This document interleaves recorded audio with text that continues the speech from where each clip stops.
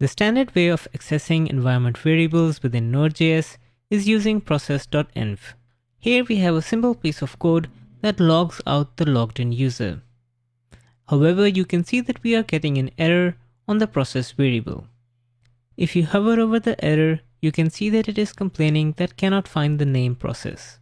This is because process is not defined anywhere within our codebase, and we expect it to be provided by the Node.js runtime. TypeScript provides the ability to declare any variables that are not present within the TypeScript codebase. For example, for the process variable, we can simply declare it as a variable of type any. The syntax for a type declaration is the same as the syntax for declaring any other variable within your codebase, with two key differences. First, we use the declare keyword before declaring the variable, and then we cannot provide any implementation details as they are not really a declaration but rather a definition. For example, if you try to provide a value for the process variable, TypeScript will complain that you cannot provide any implementation within a declaration. TypeScript supports creating these declarations within a separate file as well. These files are called declaration files. A declaration file is simply a set of declarations and has the file extension .d.ts. So we can take the type definition for the process variable and create a new file called env.d.ts, and you are free to name your declaration files whatever you want as long as they end in .d.ts. And then we paste this declaration for the process variable. Now, in addition to this process variable, there are a lot of other Node.js runtime features as well, and we could keep going down this path of creating these declarations ourselves, but fortunately there is a better way. So let's go ahead and delete this declaration file and compile the code using the TypeScript compiler. Now you can see on the compiler output that not only does it tell you that it cannot find this process variable, but also provides a suggestion that you might want to install the type definitions using npm i types node. Now types is the name of an npm organization owned by Microsoft, and packages under this organization are automatically deployed from a very popular community-driven open source project called Definitely Typed.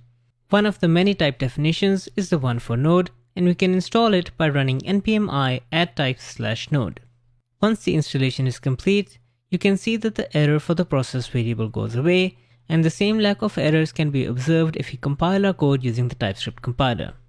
Now if you go to the definition of the env variable within our code, you can see that it comes from a file called process.d.ts, which is a part of the package that we installed, which is add types/node. Now the Node.js runtime also provides a number of built-in modules as well, and one of them is for file system known as fs. Now in order to use fs or any of the other modules, we simply import it within our code and use it as you normally would within JavaScript. Now one great thing about these type definitions worth mentioning is that in addition to providing compile time type safety, they also provide great docs for all of the APIs that you are using, for example for this write file sync function. That's it for the Node.js built-ins. Let's talk about third-party packages that you might find on NPM. Now many of those packages are written in TypeScript, so you don't need to do anything special other than simply installing them in order to use them in your codebase. There are, however, some packages that require an external type definition, and one such example is Express. If we simply install Express and try to use it in a simple JavaScript application where we create an Express application, set up a route, and start listening, you can see that we get a few errors. The key one here is that the Express module is not found because it is not described anywhere in TypeScript. Similar to what we did for Node, we can actually simply install the type definitions for Express that are maintained by the community using npm i types/express. Now once the installation is complete, you can see that the errors within our IDE go away, and if we run the compiler on our codebase, we don't get any errors on the terminal.